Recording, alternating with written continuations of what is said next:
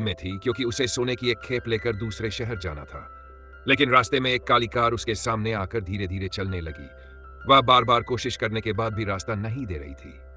महिला परेशान हो गई और मौका देखकर उसे ओवरटेक करने की कोशिश की, लेकिन सामने से एक और गाड़ी आ रही थी। मजबूरी में उसे वापस अपनी लेन में आना पड़ा। कुछ देर बाद उसे फिर सही मौका मिला और वह जैसे ही आगे निकलने वाली थी, तभी उस काली कार ने अचानक स्पीड बढ़ा दी और उसकी कार के बराबर आ गई। महिला समझ नहीं पा रही थी कि आखिर वह ड्राइवर ऐसा क्यों कर रहा है। तभी सामने से एक बड़ा ट्रक आता दिखाई दिया। महिला ने घबराकर पूरी ताकत से एक्सीलेटर दबाया, लेकिन काली कार फिर भी रास्ता नहीं छोड़ रही थी। जब ट्रक बिल्कुल पास आ गया, तभी आखिरी समय पर उस कार के ड्राइवर ने ब्रेक लगा दिया और महिला किसी तरह एक बड़े हादसे से बच गई। लेकिन राहत की सांस लेने से पहले ही वह काली कार फिर तेजी से उसके पीछे आ गई। ड्राइवर बार बार लाइट चमका रहा था और हॉर्न बजा रहा था। महिला को समझ नहीं आ रहा था कि वह आदमी चाहता क्या है। उसे लगा कि यह कोई सनकी इंसान है, इसलिए उसने उससे उलझना ठीक नहीं समझा। आगे जाकर सड़क दो हिस्सों में बंट गई और आखिरकार वह काली कार दूसरी तरफ चली गई। महिला ने सोचा कि अब पीछा खत्म हो गया है, लेकिन असली परेशानी अभी बाकी थी। रात को जब वह रास्ते में पेट्रोल भरवाने रुकी, तो अचानक वही काली कार फिर से वहां दिखाई दी। डर के कारण उसने पास के एक होटल में रात गुजारने का फैसला किया। अगले दिन जब वह दोबारा सफर शुरू करने लगी, तभी एक आदमी उसके पास आया। महिला के चेहरे पर शक देखकर वह आदमी तुरंत पास खड़ी काली कार की तरफ इशारा करते हुए बोला, मैं कल की घटना के लिए माफी मांगना चाहता हूं।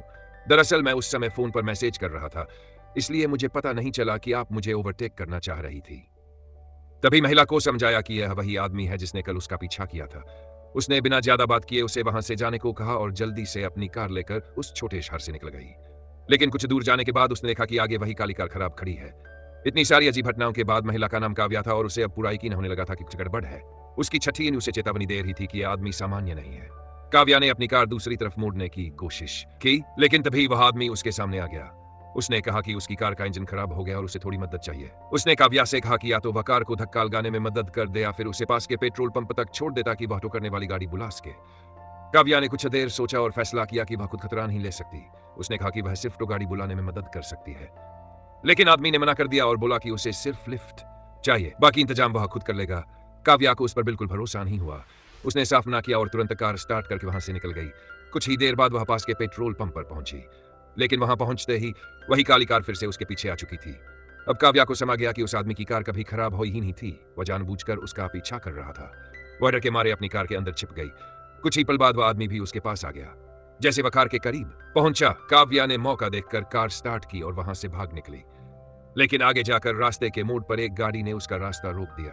तभी वह आदमी भी वहां पहुंच गया। इस बार उसने अपना नकली चेहरा उतार दिया और काव्या पर गुस्से में चिल्लाने लगा।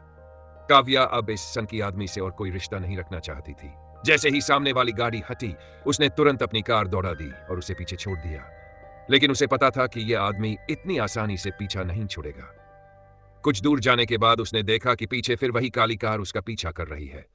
उसे नहीं पता था कि वह आदमी उसके साथ क्या करना चाहता है, लेकिन डर से छुटकारा पाने के लिए उसने पुलिस को फोन कर दिया। जैसे ही उसने पूरी घटना बताई, तभी काली कार अचानक तेज रफ्तार से उसके आगे निकल गई।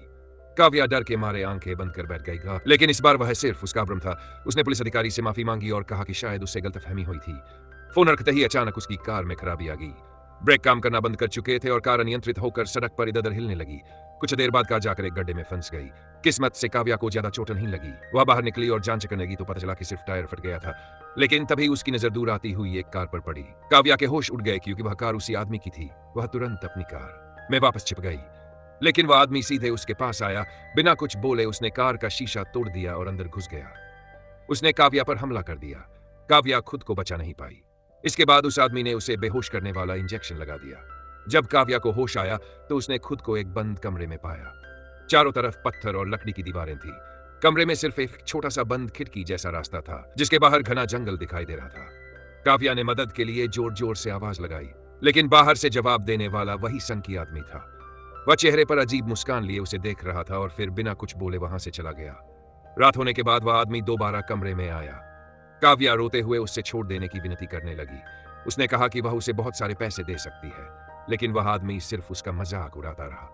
फिर बातचीत के दौरान काव्या को पता चला कि यह आदमी पहली बार अपराध नहीं कर रहा था। वह पहले भी कई बार ऐसी वारदातें कर चुका था और एक खतरनाक सनकी अपराधी था। काव्या डर के मारे वहां से भागने की कोशिश करने लगी, लेकिन उस आदमी ने उसे पकड़ लिया और उसका सिर लोहे के दरवाजे से टकरा दिया। फिर उसने उसके बाल पकड़कर उसे दूर फेंक दिया।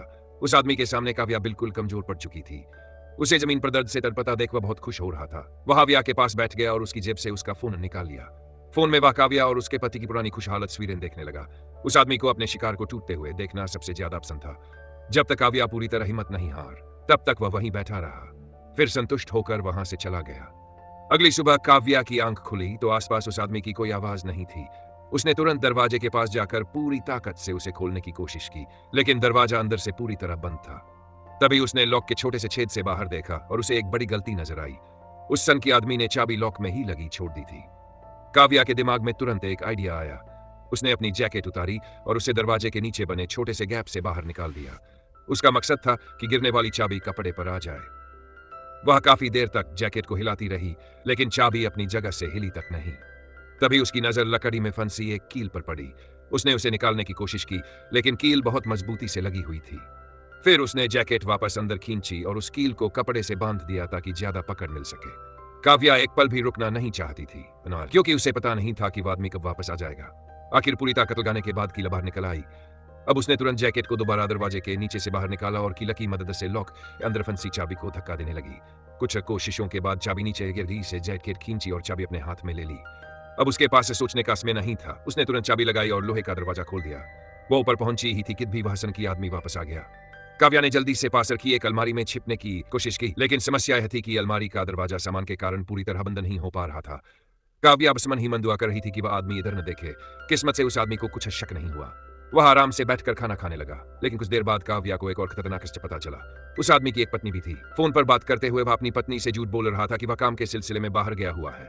उसकी पत्नी और परिवार को बिल्कुल अंदाजा नहीं था कि कितना खतरनाक इंसान है। फोन रखने के बाद वह फिर नीचे था खाने में, अपने शिकार को देखने चला गया। यही मौका देखकर काव्या ने दरवाजा खोला और पूरी ताकत से वहां से भाग निकली।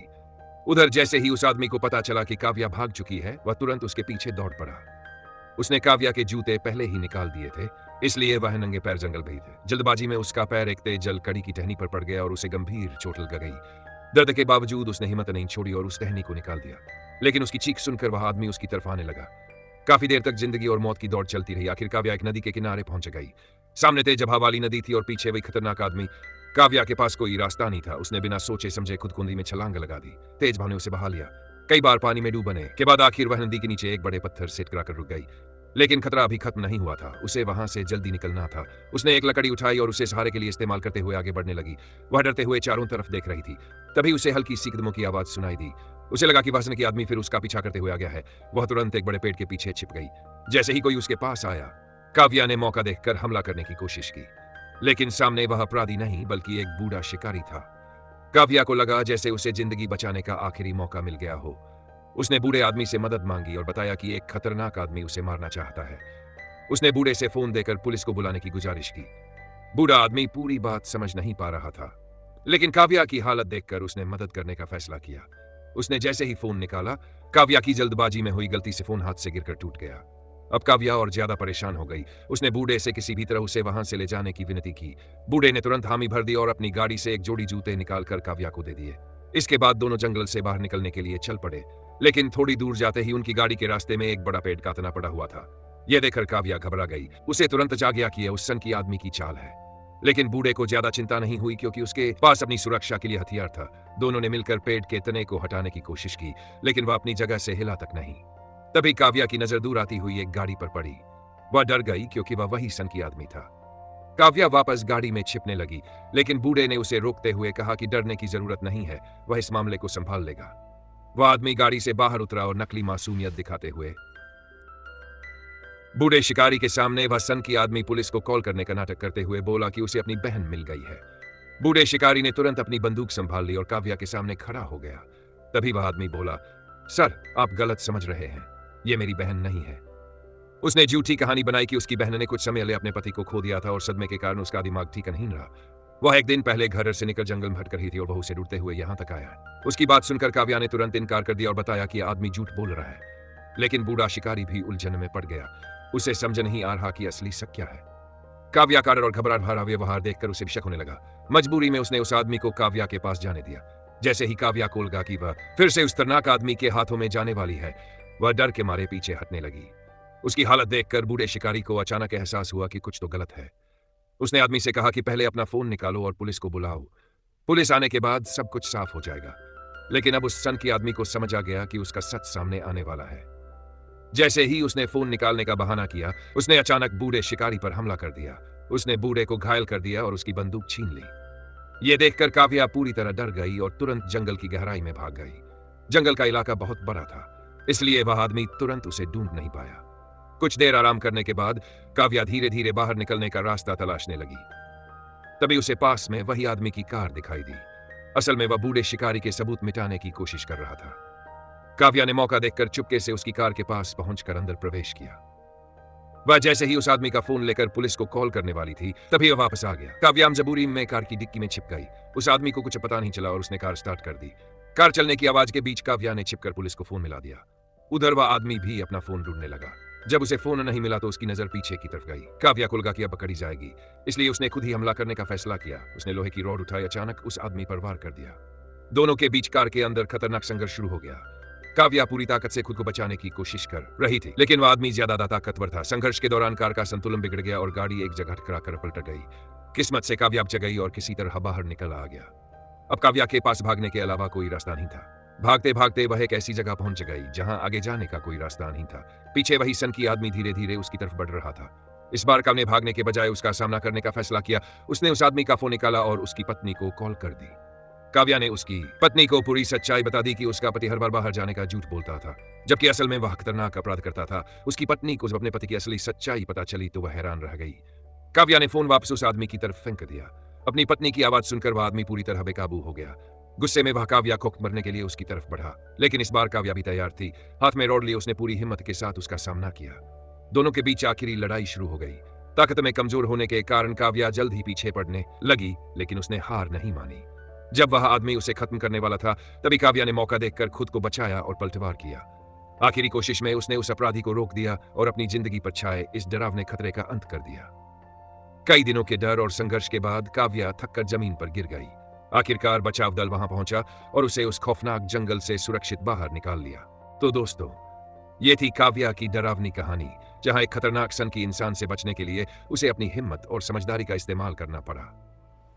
अगर आपको यह थ्रिलर कहानी पसंद आई हो तो वीडियो को लाइक जरूर करें और अपने दोस्तों के साथ शेयर करें। ऐसी ही रहस्यमयी और खौफनाक कहानियों के लिए हमारे चैनल को सब्सक्राइब करें और बेल आइकन दबाना ना भूलें, ताकि आने वाली हर नई कहानी की जानकारी आपको सबसे पहले मिल सके। मिलते हैं अगली कहानी।